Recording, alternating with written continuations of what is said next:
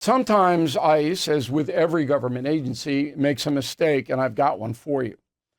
So there is a lady named Sarah Lopez Garcia, 20 years old, lives in Mastic, which is in Suffolk County, attended William Floyd High School, a very good school, and was on her way to college. She 4.0 grade point average, swept up in an ICE raid in Suffolk County.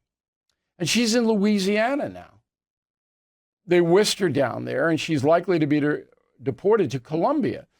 But Sarah did have papers, okay? She was on her way to getting a green card. She had temporary status here.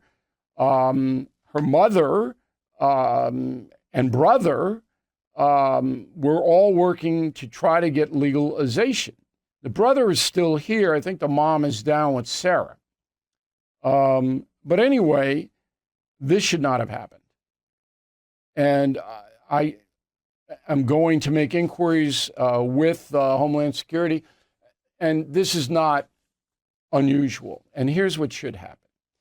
So if ICE makes a raid, and the reason that Sarah was detained is because in the Mastic neighborhood ICE went into, they were looking for criminal aliens, and there are a lot of them on Long Island, okay?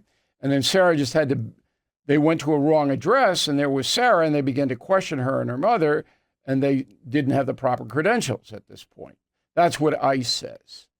But come on, you got to have a hearing on this kind of thing before you take the young lady from her home and then whisk her down to Louisiana and getting her ready to be deported back to Colombia. I mean, that's not the way it should work.